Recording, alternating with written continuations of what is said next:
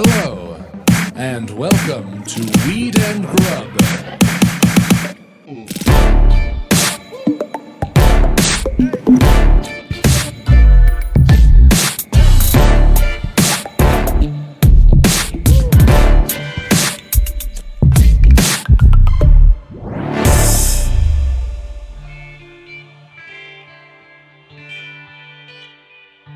Can we make this short, please, so that I can finish The Killing, that AMC series from 2010 that I'm so late on that it's embarrassing, but I can't stop watching it? It's the fucking best. It's the DNA for Mayor of Easttown. Yo. Right? Wow. Don't you think, kind of? I mean, I think any murder show that's before another murder show is the DNA for a murder show. But I hear you on the hard-nosed female lead who takes her work everywhere with her and becomes obsessed. I could see that. And like the junior partner who's a guy who's kind of learning from her as he goes and is like kind of in love with her a little bit. You can tell, but it's like not a romantic relationship necessarily. And then the kind of gritty reality of how they portray like the people whose lives are fucking undone by a horrible crime. Yeah, and even the way it's shot between Mayor of Easttown, I think, is Pennsylvania and Seattle. You could fold that map in on itself, and those towns are interchangeable. I think in the sort of like in the mood, the gloom, the dark sort of, but like the very specifically like that sort of like Seattle. The water that plays such a big part in The Killing is very specifically to me a Seattle thing. Change that over for the woods and you got yourself a thing. I can't tell if you're agreeing with me or disagreeing with me because you say something like, well, not really, but also yes. I disagree like I've been trained to disagree as a woman in society, Mike. I make you feel like I'm agreeing with you, but I'm actually totally disagreeing with you. And that's how we've been conditioned. Is that why I feel so weird? Because I don't know if I'm on the same page or not on the same page. Totally. This podcast is going to end in a murder, and then I'm going to watch The Killing and then turn myself in. Yeah, it's so good. If anyone listening has not seen The Killing, I highly recommend. It's currently on Hulu. You do say something very affirmative. This is not gaslighting. This is just a straight up. Okay. So this is a flamethrower. Okay. Not a gaslight. Oh, yes. You will say something that I completely agree with and is an affirmative either opinion or statement, and then immediately add a comma and a but to it and be like, or whatever, or not, it's all good. And sometimes it drives me fucking crazy because what you said in the first half, it's like sending a text and then sending another text that just says, or whatever. Like, truly, again, I think this is my conditioning as a woman in society, is to sort of state something that I think or that I want or that I believe, and then follow it up with a but whatever, because that is just how we are taught to make people comfortable with our opinions. If it's okay that I have one, because I don't want to have one if you don't want me to have one, if that makes you uncomfortable. So I'm going to say my opinion, but then I'm going to say, but my opinion doesn't matter, so that you're okay. Like, it's just that weird. I actually saw I wish I could remember who posted it, but she said, oh, just over here being a woman saying no worries if not for the rest of my life. I can't remember who that was, but it was like everything can be stated and then followed up with an immediate like whatever. Yes. Yeah. Oh man, because I agree with you more times. You're smarter than me in a lot of areas. When you say something like affirmative and I'm like, damn, that's a really good point. And then there's like and then you like you like let me in instead of moving on, and it makes me feel weird because I'm like, I agree with you. What's going on in the second half of this sentence? It's considered kind of like unseemly to be very assertive, you know, as a, I mean, at least it was. I think it's definitely changing. Thank fucking God, especially for Gen Z. Fucking thank you for not taking that shit. Like, I love on F-Boy Island how the women at one point, we were talking about F-Boy Island last week, and one of my favorite things about it was at one point one of the dudes tried to shut a conversation down. He was like, I don't want to talk about this anymore. And Nakia, one of the three women, was like, well, I'm talking about it. So, I'm talking about this, so we are going to talk about it. And I was like, holy fuck, this is amazing, because that hasn't been the case. Like, women haven't been allowed to express themselves and direct the conversation in a way without being labeled fucking anything, crazy, aggressive, a bitch, a fucking ball buster, a what the fuck ever. Like, look at all the way up to, you know, fucking Hillary Clinton and Elizabeth Warren, who are just loathed, I truly believe, just because they're strong women and also have questionable policies depending on your politics, maybe. And Hillary's killed people. No, she's hired hit people to kill people. Come anyway, on. I don't want to go down that weird fucking rabbit hole, but like, it's just, yeah, like there's definitely a lesson that you learn at some point in life. I think I learned it at home, probably from my mom, that there's a way to be, and part of that being is have a belief and definitely state it and say what you think is true, but then make it okay if it's not. Yeah, I hear you. It's so crazy. Because the wild thing was when Nakia on F-Boy Island said, well, I'm still talking about it. Right. It immediately put him in this like baby boy temper tantrum kind of point of view. Like, he was framed as like, the guy was like, I don't wanna. And this like stern, opinionated, strong person just being like tough shit made him immediately look like an 8-year-old in my eyes. And it felt awesome. And if I was in his shoes, I would probably be like, this fucking bitch, like, I don't want to talk about this shit anymore. But that's only because I was put on blast in a way that I'm not used to being put on blast. Oh, I think you're doing yourself a huge disservice. You I do? think you're a very evolved person and that you would never behave like that. Absolutely. Thank you so much. I was thinking about how I probably don't have an appendix. Like, I was probably born without one because I'm a little bit more evolved than most of the rest of the human race. Oh, okay. Yeah. So your body just knew what it didn't need before you were born, and you just came out that way? Yeah, I think so. Perfect. Yeah. Perfect vision, perfect hearing. No ego appendix, whatsoever. No I take that back. You probably would be butthurt. Yeah, I would. I'd be like super sensitive. I'd start running my hand over a cheese grater. Let me flip it on you though. Okay. When I come in hot and I say something like it's fact, even though I don't know what I'm talking about. Like Hillary killed people. Like Hillary killed people. I believe it. Do I know it? We're not friends. Oh my goodness. Okay. Doesn't that it's two sides of the same coin or no? Right. Yes, absolutely. Yeah. Yeah. The male entitlement, the, like, you know, historically, traditionally, societally, male entitlement, the fucking patriarchy, all of it is like, if you believe something and you say it, then that just makes it true. And that's how a lot of men still operate, because the society we live in is still dictated by those fucking rules. And it is fucking changing as well, because a lot of people like you and a lot of men are deciding, like, maybe that doesn't work for us either. Like, maybe that's unfair to us as well. Like, the patriarchy sucks for dudes as much as it does for women. I think that's what a lot of people fail to recognize, is that it's just like not healthy for anyone. Yeah. You know? It's hard to grow. It's very hard to grow, and it's hard to be happy when, you know, you're not actually incorporating anyone else's worldview into your own to like have a bigger picture. Like, that's a really cool feeling, to like be a little uncomfortable and learn a bunch of shit and then be like, whoa, like it's like doing fucking psychedelics, really. Learning is an awesome drug.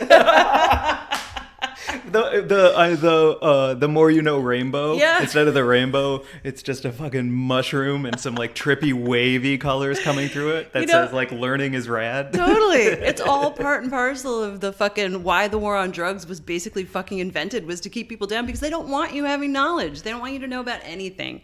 They don't want you to read shit. They just want you to consume what they feel is safe for you, so there's no fucking revolution or anarchy, and, you know, learning shit and or taking, you know, your mind on a trip with any of the substances that you and I enjoy so much is it's fucking great. And it chooses, you know, it forces you to question authority, so including the patriarchy. Damn right. And you really don't think Hillary Clinton hired him? Love after Hillary Clinton. Okay. I love Hillary Clinton unapologetically. I'm a member of Pantsuit Nation on Facebook. Fucking right. I'll say it fucking loud and proud. Hell yes. Yep. Cheers to that. Well, on that, a very equal what up, Mary Jade. How's it going, Mike? Fucking good. This is a hot one. Yeah. How are you? I'm you know, like up and down. Real quick, this is a podcast for everyone listening about cannabis, Comedy, cooking, culture, and calling shit out. Yeah, and also collective bargaining, and consciousness. Did we say this is Weed and Grub? We are all over the place. We know it's Weed and Grub. This is Weed and Grub. We're Weed and Grub, yeah. And I am up and down, definitely. I'm feeling the spikes and the valleys of just where I'm at in life right now, you know. A lot of people have reached out to let me know about their own experiences with grief and losing a family member, and that's honestly been super helpful to hear from so many wonderful people, some of whom I know and some I don't, just saying things like, you know, there is no normal. It's a fucking roller coaster. One day you may feel, you know, like you're going to be okay. And then the next day it feels totally different. And that's kind of what I'm going through right now. I would almost say that like The Killing should be required viewing for somebody like me who is in the position of just wanting to be there for you, whatever that looks like on a day-to-day level. And give you the space when you need the space to be like, yo, dude, not today, ain't having it. And other days where it's like, woohoo, whoop, whoop. Like The Killing has this amazing portrayal of a family going through grief because of their daughter. And it's hitting all the things that I'm trying to put into my own life to be there for you, because it's hard when I'm close to the person going through it. Yes.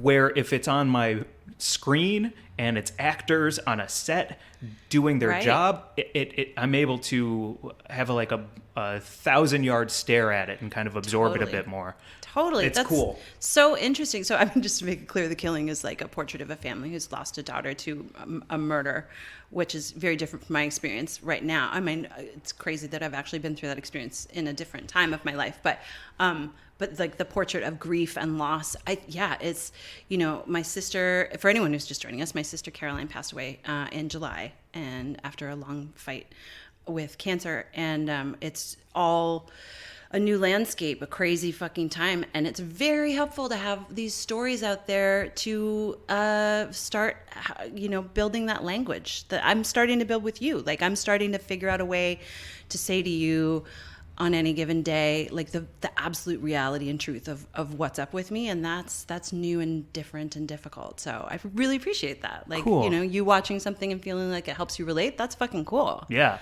it is. It is fucking cool. Well, it's because I was raised in a family of, they wanted me to share, but I'm never going to fucking share. You know what I mean? Like, you bury it. You talk about how good the microwaved corn is at the dinner table. Yeah. You ask for seconds on the chili Velveeta Frito scoop dinner situation. Mary Jane, it's not about... Come on. You make me hungry over here. I like that character. The therapist who is kind of really only focused on like what you're snacking on during therapy. So what did the funeral buffet offer? Do they have pigs and blankets? It's really not a funeral buffet without pigs and blankets. Yeah. And like, did they have a place for the toothpicks? Yes. I'm trying to talk about my grief, and all you want to know is if there was a place for the toothpicks? Crippling grief. Crippling. But also, what were the snacks? Yeah. Wait, did you say crapling grief? Sorry, what are you talking about? There was a crepe station? Speaking of which, I would like a crepe station at my funeral. Okay. Just, you know, which I don't want to be a funeral. I do want to have a fucking party. More like a funeral, huh? When I crap out. Yes. Yes. Ha. Yes. Please have a crepe station for me at my celebration. What's your funeral spread? Or not your funeral spread. What's your celebration spread? My celebration spread. Okay. When I go, I need you to make sure that everyone gets a joint. Okay. And a glass of something, whatever their preferred beverage is to toast with, be it kombucha or water if you're a Californian living that California sober life, or some Prosecco or some wine, or maybe a martini. So you've got weed and you've got something to toast with, and that there's a crepe station. And I would also like some form of like salty, sweet, maybe some fucking popcorn. Like, you know, it's just weird to like really try to feed people, I feel like, at a party like that, because no one really wants to eat. But then everyone does fucking eat, don't they? Everyone wants to eat. Yeah, people do want to eat. You've got to do something with your mouth when it's sad. It's true. Yeah. It's true. I don't know about the food situation so much. I do know that I want a lot of singing because singing helps people cry and grieve. Oh. And I really remember that when my grandmother passed away, I hadn't cried for whatever reason. Like the tears hadn't come. And then I opened my mouth to sing at her funeral and it popped out of me like a fucking cork out of a champagne bottle and everything just came pouring out. And I realized how sad I was, but it hadn't happened until I could open my mouth and sing with other people singing. To take that tangential but deep, sound baths. Yes. Or any of those communal humming, yoga things. Definitely don't want that to be my celebration. No, but like same idea maybe? Maybe. Like that thing that's coming from inside you? Yes, for sure. Cool. I've cried my way through many a yoga class. Because you really like The Body Keeps the Score, right? There's that incredible book by the I can't remember the author. But Alexis Novak. Yes, our friend Alexis wrote The Body Keeps the Score. It's a fucking great book. And it truly is that like trauma resides in your tissue. The issue is in the tissues. And so there are certain poses in yoga. Like there's one called the camel pose where you finish in Bikram in this crazy pose. You reach back and you grab your heels and your whole sternum is really, really open. And it's pretty painful. And it can actually be like overly emotional. Like it can feel a little dangerous. Yeah. Like your whole body's gonna crack open. But I've definitely sweated and cried my way through many a yoga class. So singing is a key at your celebration. I would like everyone to sing. I want everyone to sing. What would I like everyone to sing? The song that just popped into my head was that song that the Who's sing in Whoville when Christmas comes. That's so funny. Just an entire congregation singing.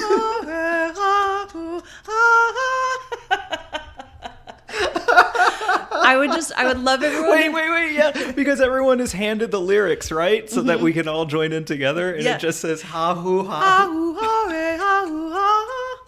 And then it's like, Christmas, Christmas, Christmas is here. Just a 3X next to it. Yeah, so times funny. 3. If everyone could sing that. And that'd be it. Yeah, booze, weed, crepe station, and some weird singing. And Whoville. Yeah, it'll be great. How about you? What can I do for you at your celebration? I still think it'd be very funny to be taxidermied and just laid over the tusks of one of the elephants at the La Brea tar pits. To me, that's so funny. Just a stiff me, and then everybody, it would be nice if everyone sang a little song. Yeah, what do you want to, what should I sing? Probably Amish Paradise.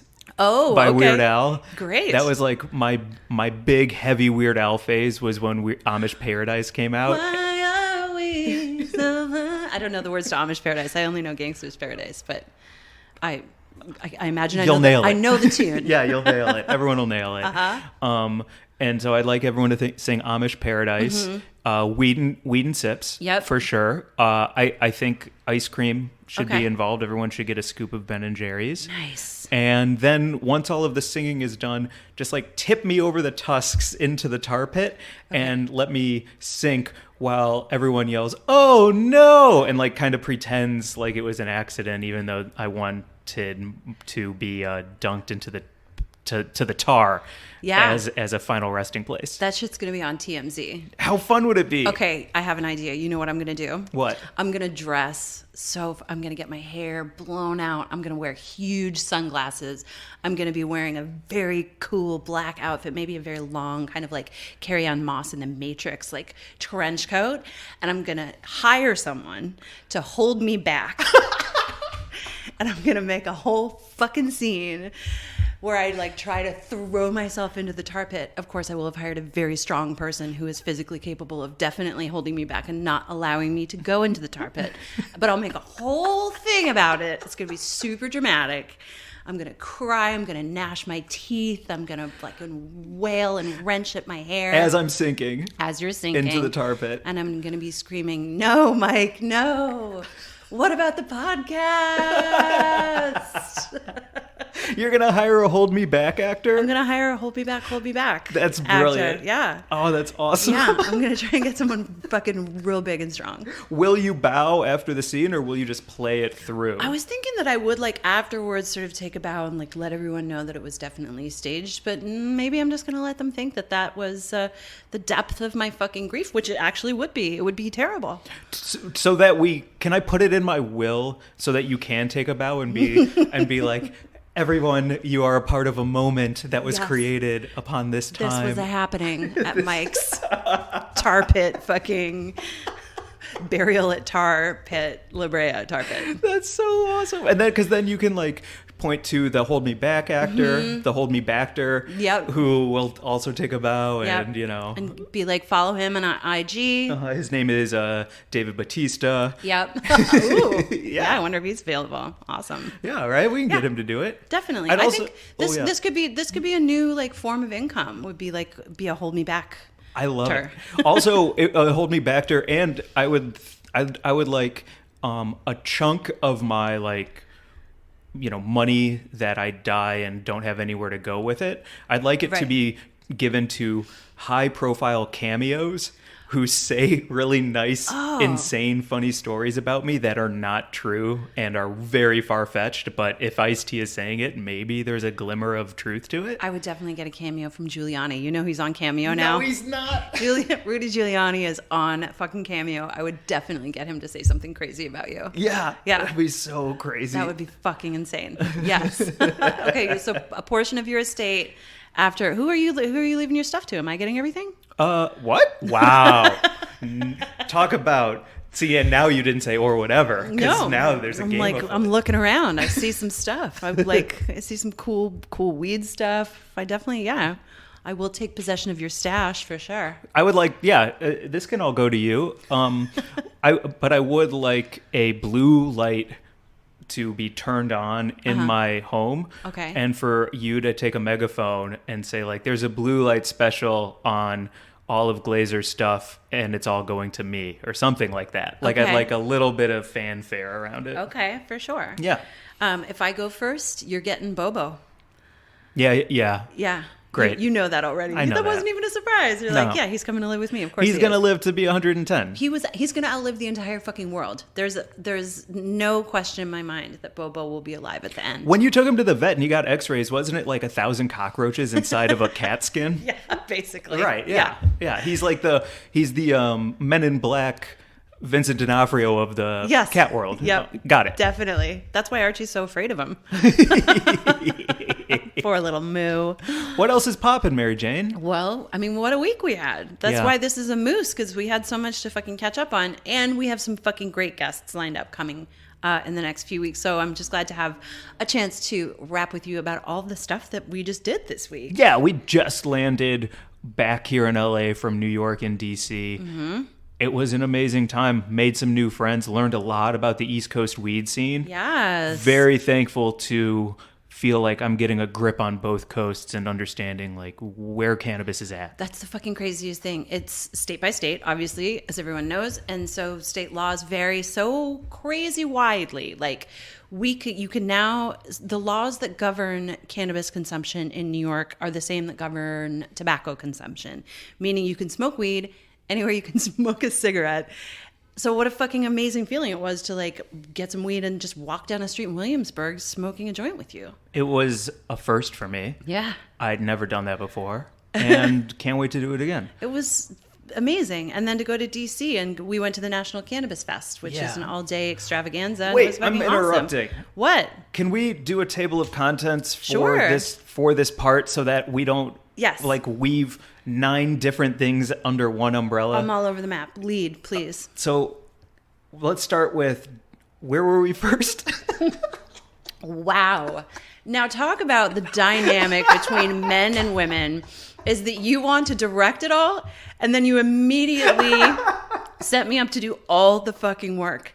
Jesus fucking Christ. This is why, fucking sidebar, I'm not talking about New York or DC right now at all. This is why all of the greatest fucking production staff that I have ever worked with are all women. Elise McDonough at High Times, Mary McAvoy at High Times, Samin Ahmad at High Times, all these fucking Liz Craighead at Live Nation. Shout out all these tough women who know exactly how to get everything done with a minimum amount of bullshit and the minimum amount of like fucking, you know, having to like talk about anything. They like just do shit.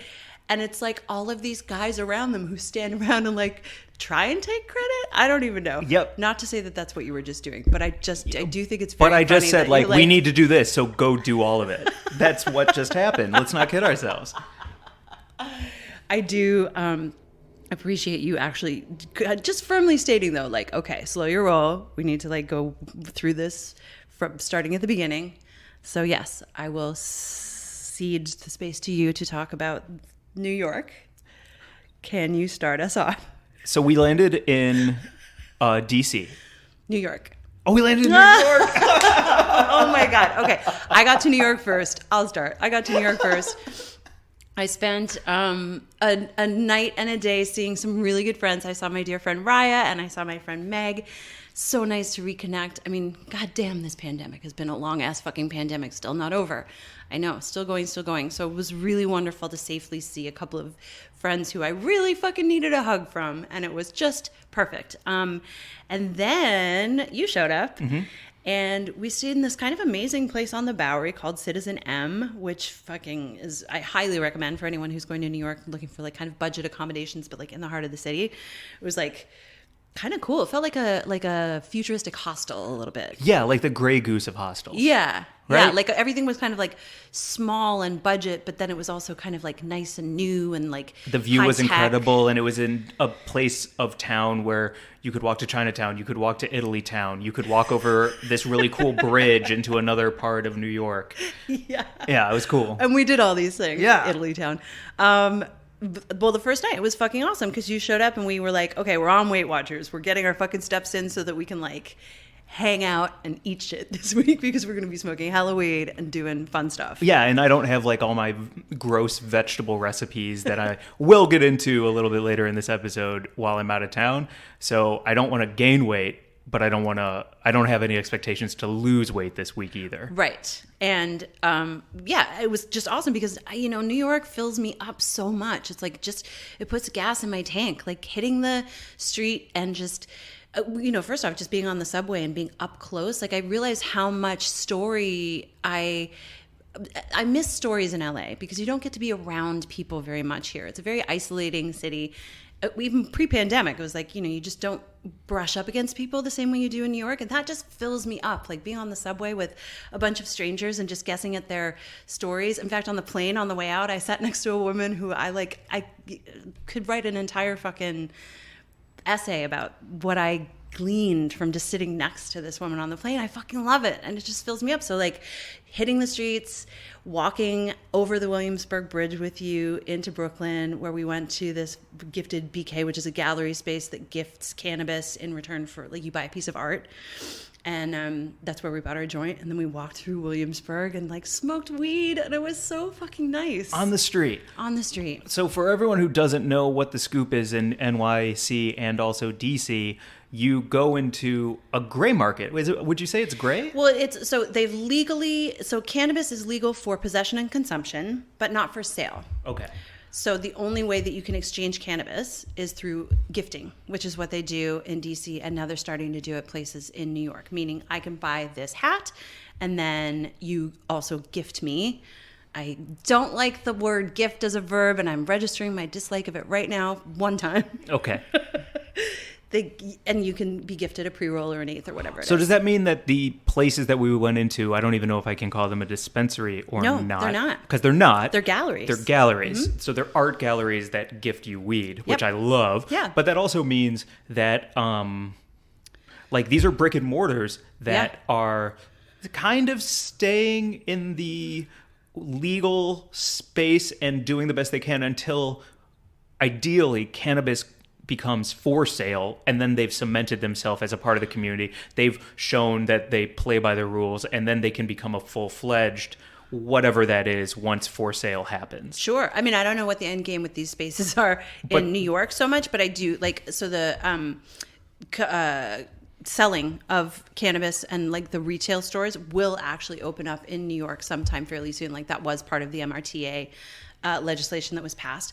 But in DC, where the gray market exists, it's been there for, I think, 6 years now, because even though DC voters legalized weed, Congress put the kibosh on allowing it for sale. So they still operate in that gray market, even though they've had legal weed in DC for years and years and years. Whereas in New York, I think shops are going to pop up under the new law in the next year or so. Wow. So we'll just have to see. We'll keep an eye on it. It's so crazy because it's just like the big burger burst that was here in Los Angeles, where all of a sudden everyone's coming out with their own smash burgers and selling them out of their backyard to gain popularity. And then the next thing you know, a place called Burgers Never Say Die, which is the smash burger of smash burgers, has a line around the block. And traffic becoming a problem in this neighborhood. And then the cops shutting down Burgers Never Say Die until it got the investors and it got all of its T's crossed and its I's dotted and its J's dotted and its Q's crossed and X's X'd to become a brick and mortar. And now it has a complete storefront that sells smash burgers. But it had to go through that like gray market burger selling to get to the point where now it's allowed to be a restaurant. Okay. Would you, I know it's not a one-to-one because weed's illegal and burgers aren't. I was going to say, like, they didn't have to go that route. They just did. Nobody's in jail for burgers. I'm aware that nobody is serving time over, I said medium rare and this is medium. I'm aware of that. Right. But just the idea of small business. Right. Kind of floating in that area of, like, we're not full-fledged, but we're also not illegal necessarily until you can become, I don't know, a part of the machine, but hopefully a well-respected, good part of the machine. I guess. I don't know. I mean, I think it's interesting just to see these places, because obviously the fucking legacy market has, is fucking enormous in New York. I mean, the amount of weed smoked in New York, it's got to be one of the top weed smoking cities on the fucking planet. And, it's been thriving for decades. And so now that these places are opening up, it's interesting to see, like, are people going to change their ways? Are they going to want to walk into an art gallery in order to be able to procure their weed, or are they just going to stick with their guy? Right. Oh, that's such a good question. Are they just going to do what they've always done? I mean, I have a friend who makes homemade edibles and delivers them on a bicycle. Shows up to your fucking house and, bam, kosher, like gluten-free, delicious, potent edibles, delivered to you at your house by a very nice person. So I don't know if people are going to want to change their ways. I feel like possibly the people who are going to want to go to these places are people who are visiting New York from out of town or, another country perhaps. And they're like, oh, we hear it's legal. Where can I buy it? I don't have a guy because I don't live here. Yeah. That's going to be a large part of the trade, I think. It made that way for me because when we went into that gallery and we did buy a gelato pre-roll in exchange for some art, I had a nice relationship with the person who sold it to us. It felt good to be inside of a store. It felt amazing to walk out onto the street, pop that dude to spark it up and smoke with you while we walked to a restaurant for dinner. Yeah. All of that felt so special. The part that really tripped me up that I didn't expect was none of the cannabis has labels on it that I recognized, and it took you explaining to me why it doesn't say cookies on it, why nothing says PAX, like what because all of this is. It's not green market, it's not legal cannabis for sale through cannabis retail shops. It's still legacy cannabis being sold or gifted rather through these channels. Yeah. So it's still the same weed that was available on the legacy market, just now in a brick and mortar. It's interesting. It's really interesting. Yeah, and it was cool to see the labeling. Like, it's really, creative and fantastic. That's something that I actually miss from the days of the legacy market. Like, when I moved to LA, there was still this sort of weird area where pretty soon after I got here, they legalized it for adult use, but there was still this like amazing fucking world in which like so many brands had come up under Prop 215, which had legalized it for medical consumption in 1996. There'd been like 20 years of brands just like coming up with all the, there's like weed empanadas, weed mouthwash, weed, like whatever you can think of, you can put weed in it, and that just fucking died when the regulations crushed the industry starting in 2018. July 2018 was like a cannabis extinction event. So they can still be super fucking creative on the East Coast, right? So we're still like seeing the like fun artwork that's sort of like inspired by graffiti or whatever. Whereas here they're much more sedate because they have to be in order to comply with regulations. They're not allowed to manufacture certain things because it might appeal to minors, and the packaging is fucking crazy because of safety issues and all of this stuff. And it's really like taken a lot of the fun out of weed and experiencing weed in all the wonderful ways that I got to, like going to cannabis cups for years in like medical states where they weren't crushed out by this adult use regulation. So I don't know. I just thought it was really cool to see some of the artwork on the packaging of some of the different things we tried. I thought it was great, and I got super fucking stoned. I got super stoned too. Yeah, it was great. Yep. I also loved that we got in about 14,000 steps a day. Yes. So shout out to Weight Watchers. I broke even. I lost 0.3 pounds during this trip. And I just want to take this part to talk about that as a break between New York and DC. Okay. Because I was very nervous about how I was going to do on this trip, because we're about 2 weeks. This is our third week into Weight Watchers. We've got a bunch of cool stuff that we just signed to hopefully do some on camera, blah, blah, blah, blah, blah in the future. And we'll see how it goes. So we're both trying to get as sexy as we can be. Mm-hmm. And boy, oh boy, to like go to New York and not eat a big New York bagel and a slice every goddamn day, and instead go to Whole Foods and get hard-boiled eggs and walk 14,000 steps. It's fucking possible. You can do it. You can get in shape. This pandemic made me, I sit down and my t-shirt gets stuck under my gut and I'm over it. And so even if you're out on the town and even if you're smoking weed and you got the munchies all day, with a little bit of planning and a whole lot of gumption, you can break even on a trip across the country and still feel good about yourself. Fuck yes. I fucking loved walking with you when we walked to Williamsburg and we ate a delicious dinner, and then we were like, well, let's walk back. We just walked back. And yeah. I love New York for that so much, being able to just walk back and forth across the Williamsburg Bridge or any of the fucking walking we did. It was so great. And I feel like we ate really fucking well. And we'll get into some more of that in DC, where I fell off the wagon a little bit. Well, we both fell off the wagon. That's why I wanted to preface it with, we're doing great, because the follow-up is like some rock bottom shit. Yeah, it is definitely like drinking pints of melted ice cream, rock bottom shit, for sure.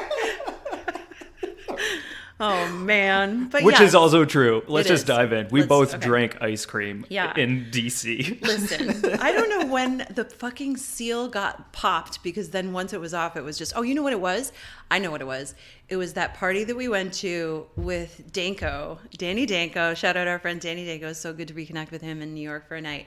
And we walked up to the bar, and I was just natural. I was like, I have to have a beer because I'm with Danko. I've always had a beer with him at the cup and smoked a joint and just had the fucking best time talking and laughing. And I ordered a beer, and I think that's what popped my seal. It was the first Mine beer too, because I had a had. whiskey. Mm-hmm. Because there were so many people at that party that I got filled up with other people's energy so quickly that usually it takes drinking for me to pH balance my energy in situations like that, and alcohol does the trick for me. As soon as I had that whiskey, I was thinking about cookies and ice cream and what's the difference if we have a couple slices tonight? It was over. Fuck. Yeah, man. Yeah. Alcohol is a gateway into to treating yourself badly. Yes. Truly. We've been smoking weed and living clean for weeks, and then all of a sudden one drink and I'm like, oh no. So should we talk about DC? Oh, well, before we do, I did want to shout out a first of its kind experience that we had with Danko, because I don't even know what you would call that club. Astor Club. Astor Club, yeah. Yeah, it was amazing. It's a cannabis social club. Okay, so this ties into the news too, correct? Yeah, it does. Okay, so we'll bookend it with DC. Now I'm back on track. Okay. Let's do Astor into the news. Okay, sure. Is that possible? Sure, absolutely. Okay. Because Astor Club, I said speakeasy, and then that made me feel uncomfortable because I don't think that was an accurate description of this cannabis club. It's a private cannabis social space, meaning it's just a place that you can safely consume your weed. The model also exists. I mean, it exists anywhere. It's just basically a safe space to hang out and smoke. But it's also in Barcelona, which has legalized cannabis for consumption and possession, but not for sale and not public consumption. So you have to be in a private space. And a lot of people don't want to smoke in their homes, so they go to these social clubs. And it was fucking awesome because it was there were snacks, there were a bunch of people hanging out, there was a cool dog. Yep, a bulldog named Potato Chip, I think. Oh, really? Yeah, I think that was the bulldog's name, Potato Chip. Yeah, and it felt like a sauna or a cigar club, Yeah, or definitely. like that like dark watering hole that's open till 4 a.m, where you know the bartender, whatever it was. Yeah. Great hang, and to have that be like cannabis friendly, where it's like folks who love weed can talk my about God. weed endlessly and share new smells with me. Unbelievable. It was so neat because Danko was like, yeah, come through. Like, this is this really amazing club. And when we pulled up, of course, he knows everyone. And the owner, I believe, of the club, or one of the people who's like one of the, what do you called the... Emperor? Yes, the emperor of Tsar? the club. Pulled out. So they just had this crazy competition there called the Chem Comp, where they judged solely Chem Dog, just that strain, And not mixes, right? Just pure chems. just pure Chem. Yeah. From I think 21 entries from 21 different cultivators, all brought their best of the best. And it was judged by people like Danko, you know, who there's nobody in the world who knows more about weed. And they hosted it at this club. So it's just like a really cool space for super fucking weed nerds. Hope Lord's talking terps Yeah. figurines and stuff were there. It was like, oh yeah, we're in the home of the people who know. Well, This check is- out Astor yeah. Club too, because on the flight back from Mm-hmm. DC, I was catching up on my Complex Sneaker podcast. Yeah. And they're all based in New York. And even they were talking about some big name sneakerheads who go there, and they invited the whole Complex crew to come to Astor Club What? sometime and smoke. And I don't think any of them are cannabis enthusiasts, but the fact that they were talking about it on Complex felt Yeah. really cool, because I was like, I was there, guys. Maybe we should be friends and I should do sneaker shopping. I like the Jordan 4s. Come on. Yeah. All the cool people are connected through fucking weed and sneakers. What are you talking Totally. about? Weed, sneakers, and hip hop. That's it. Yo, come on, New York.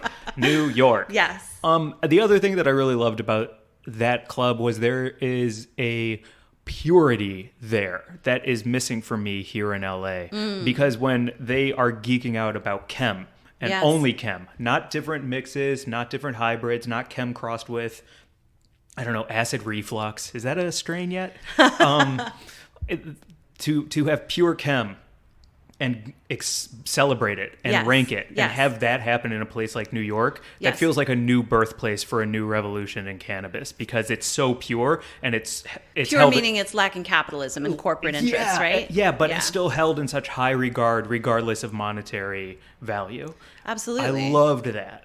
Yeah, and it's also, you know, I truly believe that most of the people there have seen, you know, the fucking horrors of the fucking, you know, war on drugs on a personal level. Like, I just believe that anyone who belongs to that club really knows what's up, and they're not like some fucking VC hedge fund dude coming in to like just make a bundle. Like, they all know what's happened, what's been going on, and the realities of, you know, how we need to move forward in order to make weed equitable and fair and safe access for fucking everyone, not just for the wealthy white men like John Boehner, who we talk about on here all the time, who, you know, the fat cats Yep. who are profiting off legal marijuana while 40,000 people are still in prison. So Hell yeah. I felt that like there was a heart and a soul and a chillness there that has all the hallmarks of underground weed and none of the fucking sort of trappings of the like corporate cannabis industry that it just leaves me with a bad taste. Yeah, it does. You know? Yeah. Does this tie into the news still? Yeah, I guess it does into Okay. the news. I mean, there's also, I was just thinking, we haven't talked about the story that I wrote for Rolling Stone, which if anyone has a chance to check out, I would love to hear people's thoughts. There's a link in my bio on Instagram. I'm at thisismaryjane_. And I just wrote a piece that dropped last week for Rolling Stone that I've been working on for a really long time that I'm proud of, about corporate cannabis and just this insane 164 million investment by a Russian oligarch into a legal weed business run by two young dudes here in California who just had no idea what they were doing, and nobody knew anything about weed. And it crashed and burned. Surprise, surprise. Surprise, surprise. But it's a really well written. Thanks. You worked so hard on that. I did. Congratulations. Thank you. And it's a crazy tale. It's a crazy, crazy story, and there are many threads to it, and it's a big story. So it was really cool to dive into the aspects of the sort of just the weed portion. But then there's there's so much more intrigue. Anyway, link in bio. Shall we get to the news? Link in show notes too. Oh, link in show notes and in bio. Okay, cool. Fucking congrats, Mary Jane. Thank you. That was, it was definitely like, it definitely got my blood boiling when I was like, this is what's so fucked up about corporate weed is that, you know, all of these sort of like, bless you. Wealthy, sorry to interrupt. No, not at all. They're just like these, you know, fucking the privileged, rich, white dudes who sort of like fucking fly in from Russia or whatever, and they're like, I'm just going to pour a bunch of money into this and make a profit off of it when, you know, the people who have suffered and are still suffering are not granted fucking fair access to start their own businesses, and they're kept out by, you know, the entry level requirements to start a cannabis business just mean that, you know, you can't fucking do it unless you're already rich. So it's crazy and it's very unfair. So, I was excited to write about that. It's everything. And I don't know how else to describe it, but it's like everything. Like, I feel like everything that we stand for and everything that we tout on this podcast, or whether we're trying to get into South by Southwest, or whether 3 years ago when we started this thing, our mission statement was to elevate the things we believe in and call out the things that we don't. And reading your article felt really, really good because it's like, yeah, like it was a lot of that for me. I was like, whoa, yeah, right? What? It was a lot of that. Thank you. It was also exciting for me to write because it's not an opinion piece. It's an investigative piece. Yeah. And that is exciting to write, you know. It's not hot takes. Big facts. It's reported. And I think that would get us to our news. Okay. All right. Presented by OCB Rolling Papers. The Grub Gazette is thankful for your support. OCB Rolling Papers is the largest rolling paper brand in the world, crafted naturally since 1918. OCB offers a full line of plant 2-puff papers made with sustainable fibers farmed from within a 500 km radius of their facility in France, which is powered by 100% green energy. In 2020, OCB rolled out America's first ultra-thin, slow-burning bamboo rolling papers and cones. They are even burning, no-tear, GMO-free, and vegan. Not all rolling papers are created equal.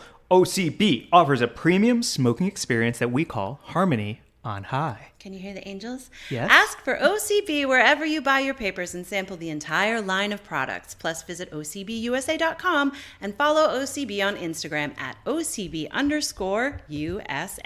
Love them. Love them. And if you don't know how to roll a joint, they have great cones that make you look like you know how to roll a joint. Which is equally as cool because you still get to smoke it. So our news story this week is coming to us from Chicago. It's in the Chicago Tribune. The headline is, Cannabis Smoking Lounges Off to Successful Start in Illinois. 60 and 70-year-old dudes walking in with their tie-dye. These headlines nowadays are fucking crazy. I guess it's like an SEO thing, maybe? I don't. Yeah, it has to be. SEO. Yeah. They're like, what are the keywords? Well, who cares on grammar? We'll get there. It's a crazy headline. Yeah. But yeah, I mean, that's kind of it. Basically, Illinois legalized cannabis smoking lounges with their cannabis laws. And so now they are opening. 2 have opened. More are planned across the state. The ones that are open right now are in DeKalb and Cesar. And plans are in the works to open locations in West Peoria and Carbondale. Yeah. I don't know where any of these places are. It's okay. They're in Illinois. Okay. You don't need to know every city everywhere. So the law in Illinois is means that weed is illegal to smoke in public, like on the street or in parks or anything, and on private property where property owners prohibit it. So like if you have a crappy landlord who says you can't smoke weed in your home, this is a great option for you. You can go to this legal cannabis lounge, legal for if you're 21 or older, and hang out with your friends and smoke weed, like eat some popcorn and watch The Killing.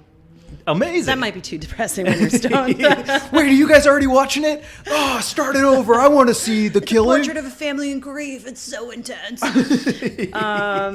This story says in West Peoria, investors are hoping to open. They're hoping. Yo, if we ever work for an advertising firm, you better believe that's hoping is happening. Hoping. Listen, sidebar. We just saw an ad for Lens Crafters where the tagline was, because sight. And I know I was high, but it wasn't the weed. I swear to God, that was it. It was Lens Crafters, because sight.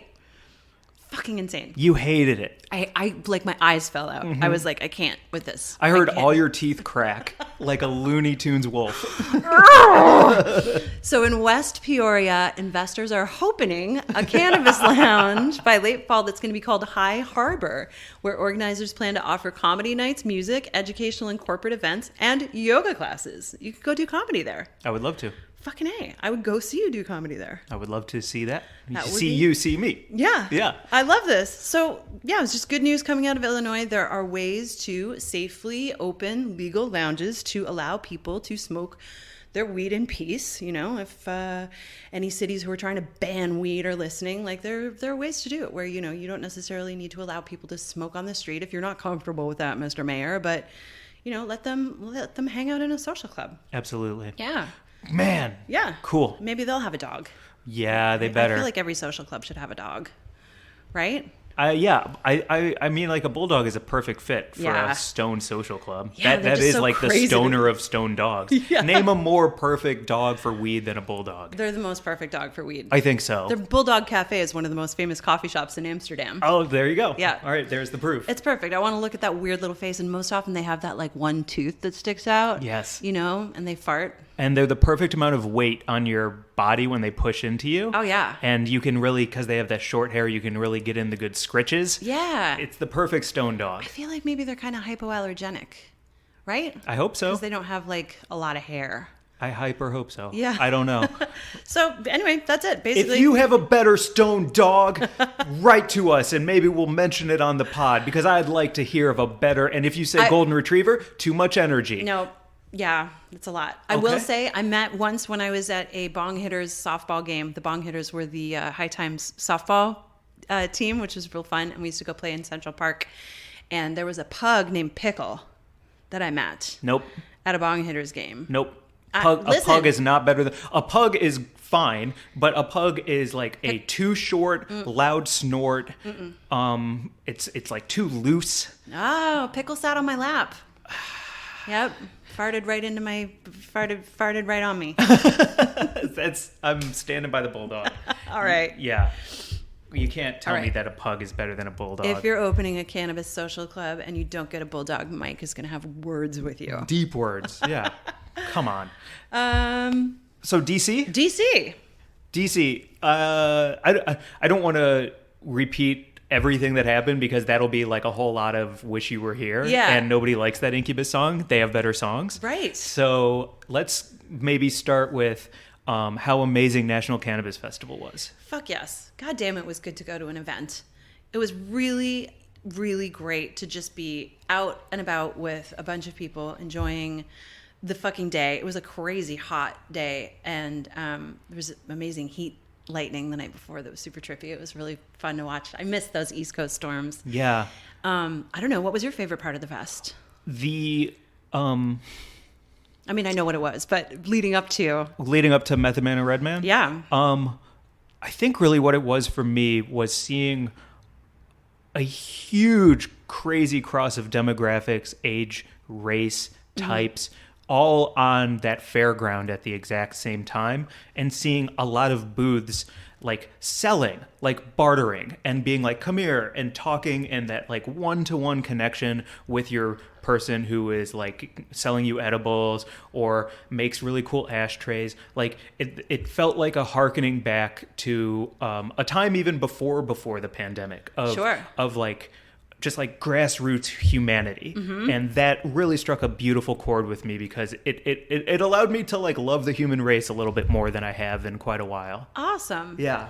That's great. I had a great time walking around with you. I bought a bunch of stuff, and we donated to get some edibles. Those were they gummy worms or bears? 15 milligram gummies. So that they were taking donations for those. Those were fucking powerful. We also got a bunch of joints, and that was just nice to like just smoke in a field while music plays. Like, Yeah. it's the greatest thing. And then two 50-year-old goats in the hip hop scene. Oh, yeah. Fucking crushed so hard that I felt like I was in a low ceiling basement in New York and I was seeing them on the come up.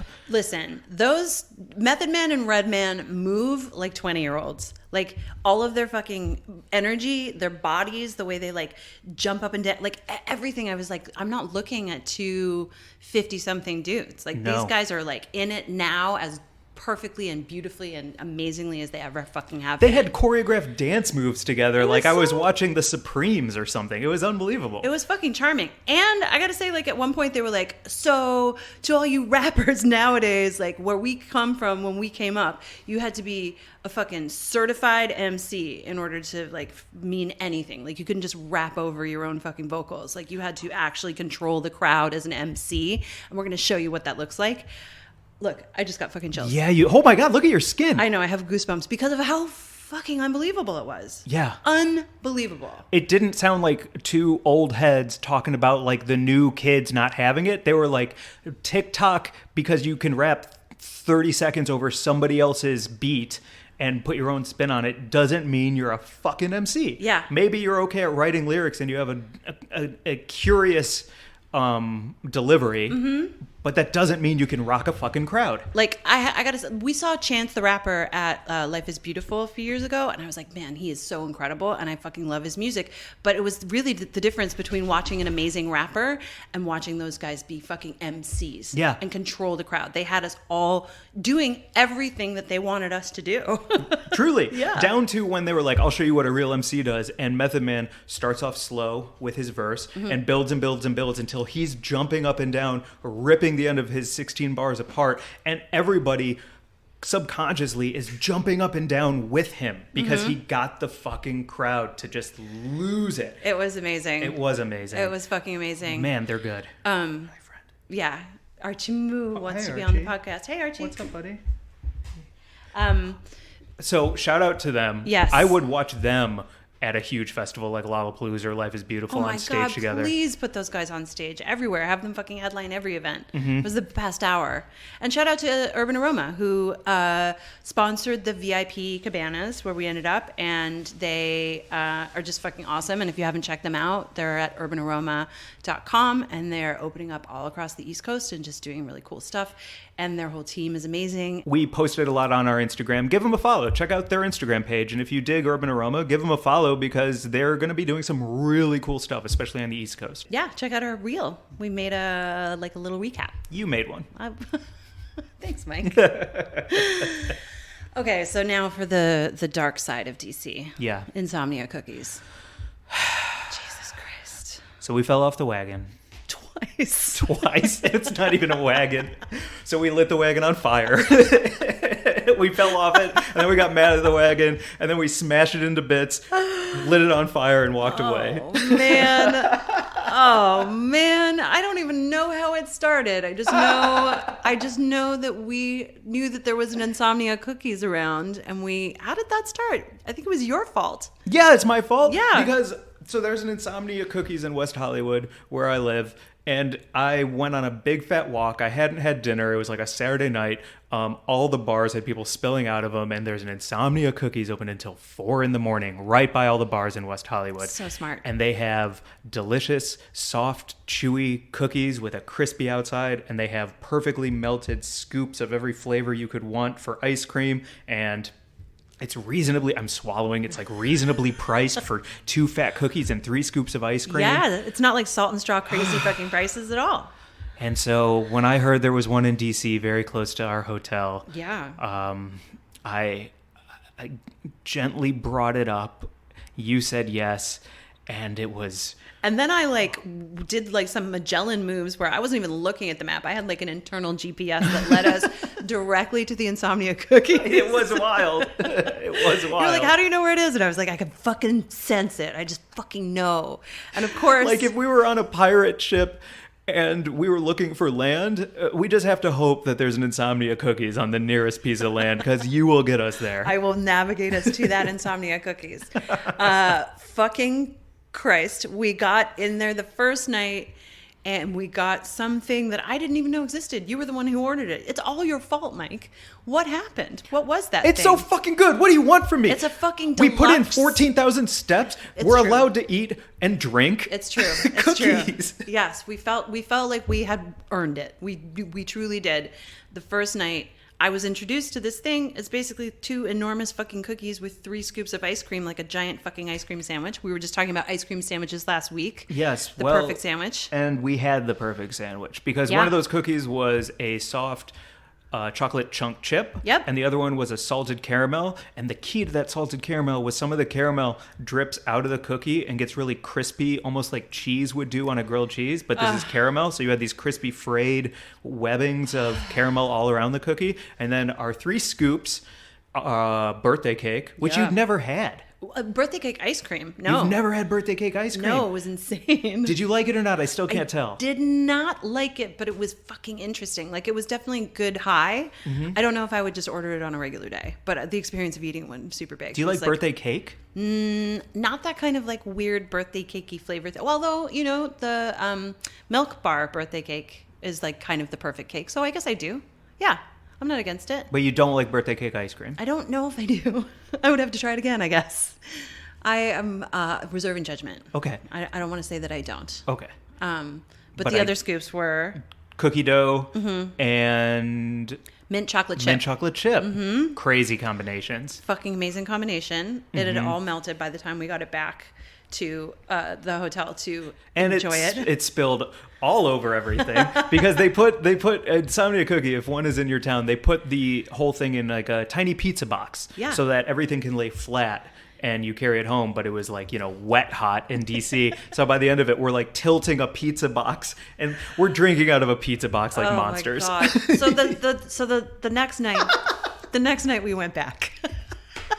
After we'd had a burger, because we'd walked, I think, like 26,000 steps or something insane. Yeah. We were like, we deserve this. I'm going to have a burger and fries, and then I'm going to go to Insomnia again.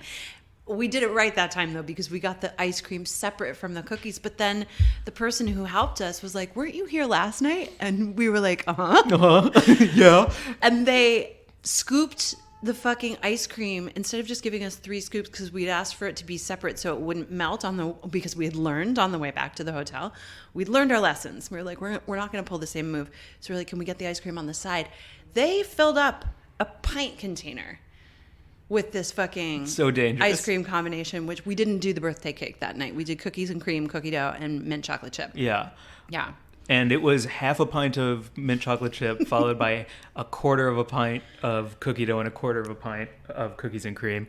Walked back perfectly. Yep. I want to shout out to your ability to balance a pint of ice cream on your palm so that the heat of your hand holding it doesn't melt it to the point that it's soup. Thank you. Very, very hard to do, especially when you're walking back to a hotel, to balance a pint on your palm. If there were Stoner Olympics, I think that should be a game. It would be. I would be really good at it. And then you pour how much melt into... You drink that. And you get to drink that. But that's also like the less melt, the better you did in the Stoner Olympic game. Right. Right? But yeah, then so you you get have to to drink measure it. the melt. You measure the melt. Pour off the melt to measure it. Yeah. You would have nailed it. Gold medal. Thank you. Yeah, I felt good about it. But I guess we like didn't learn our lesson because we both woke up the next day and were like, I think I'm going to drink that. And we just like each had a sip of ice cream to start the morning. Yeah. Oh man. I had even saved a bite of cookie. I had a cookie and ice cream drink bite for breakfast. And then when I weighed in for my Weight Watchers weigh-in this week, I was horrified to see that I had gone up instead of down. But then I did another weigh-in today, and I'm now a little more down. So I feel like the steps are catching up with me. I'm not sure what's going on, but all I know is that we had a little kind of party for ourselves because we were just enjoying fucking weed and being in DC. And, you know, I'm not ashamed. I'm not either. I'm not ashamed. If there's any way to cut loose when you're in town to like do a job and celebrate the East Coast cannabis scene, it's to get super stoned and drink ice cream. To me, that's the perfect celebration. Yeah. So no shame in my cookie game. No shame in the cookie game. You heard it from Mike Gleaser. Come on. Come on. With that, do you want to get to Buds of the Week? Yeah, let's get to Buds of the Week. Okay, first or second, Mary Jane? I will go second. My Bud of the Week this week is Top Tree. Follow them at Top Tree. Maybe you follow them already. I'm working with them on my social media. I want to get my followers up so that I can sell more TV shows, go on more stand-up tours, do everything that you have to do, and why a social media following is important this day and age. And it is. And they said, I will help you with that because they're very good at it and they're very funny, kind folks. So follow Top Tree And really, they just make great content, and they care so much, and they love weed so much. They're just good folks. That's fucking awesome. I love Top Tree, and I love the stuff that you've been making with them. It's very funny. If you haven't checked it out, go to Mike's. What's your IG? At Glazer Boohoo. Very funny. Thank you. I am going to say my butt of the week, and then exactly why, because he listened in last week and wanted to share his perfect pie cakin'. So Jason Horn, who is at Jason_Horn_CT, shared his perfect pie cakin' as the bottom layer is a traditional red velvet cake made like a German chocolate cake but red. Next layer is Junior's New York style cheesecake, light, not dense. Strawberry rhubarb pie, layer of pound cake because you can't frost a pie, pastry cream between all layers, and frosted with cream cheese frosting. Oh, that sounds so good. Holy mother. It sounds so good because the rhubarb is like tart, and the red velvet has like that sweet. And I love a light cheesecake. Yeah. Wow, Jason, can I also make Nailed him it. my bud? No, okay. That's a perfect pie cake in. Yes.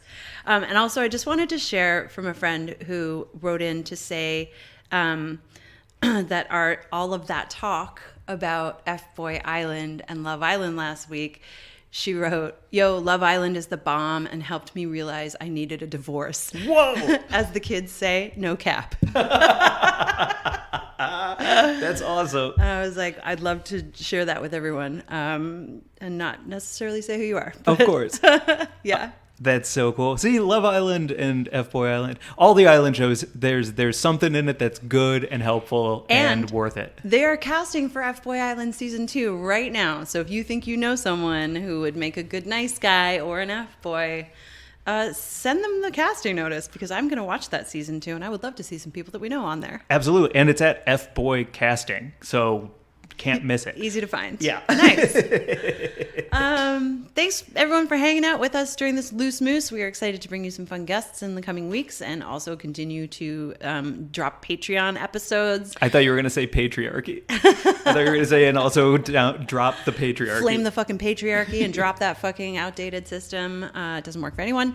And our Patreon is at Weed and Grub. Come join us there if you're interested in hearing more of us. Yeah, and the splainers that we're doing. Mary Jane's doing a lot of deep dives into single topics right now, and I'm learning so much from your splaining. So check that out on our Patreon. Fun, yeah. We did endocannabinoid system and decarbing and heat and what the fuck is Delta 8.